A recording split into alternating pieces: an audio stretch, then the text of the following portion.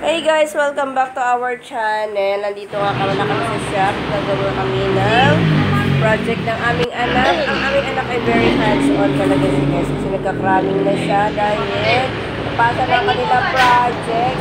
Ayan nga, nagka-problema pa.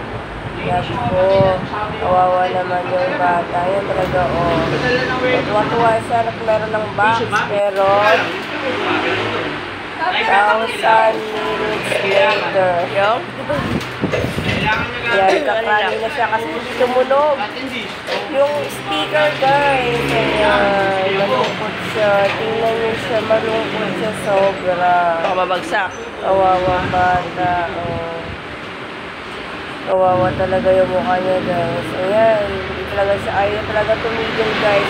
Kaya sabi ko, umaga na, madaling araw na. Gusto niya pa rin matapos yung projects niya. At yan, punta kami ng 7-Eleven para maisan ang aming distress. At ayan, natuwa naman siya. Pero nandun pa rin yung lungkot, guys, sa kanyang mga mukha. Malungkot siya talaga. Kaya sabi ko, anak, bukas na talaga tapusin. Kasi, pagod na rin ang papa. Tapos, yun na nga. Sabi niya, okay lang po. Sabi niya, nakikiusap na lang daw siya sa teacher niya. At ayun, nung umaga, pagising niya, aga-aga niyang gumising. Inasikaso niya. Tapos, nagulat ako, sumigaw siya ng, ganun. Gumanon talaga siya. At okay na yung kanyang project. Wow, haneps.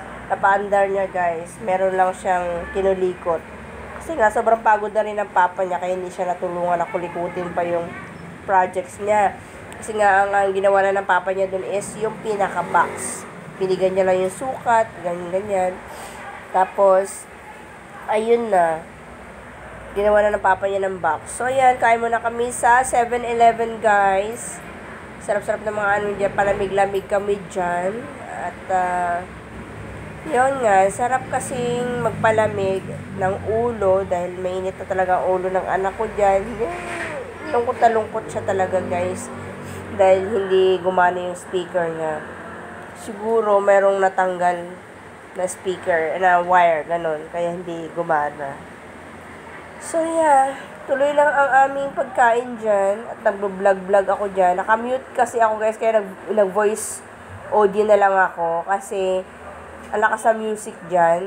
Better to mute na lang. And i-voice over ko na lang tong vlog ko na to. Yung ganap namin yan. After namin gumawa ng projects namin. O, tingnan, feeling ko na sa bahay lang ako, guys. O. Ano ba yan? Kapasya Marilyn TV vlog here. Ayan, sarap ng ano namin. Sarap ng kain namin, guys. And yun. Thanks for watching, guys. Thanks for the support.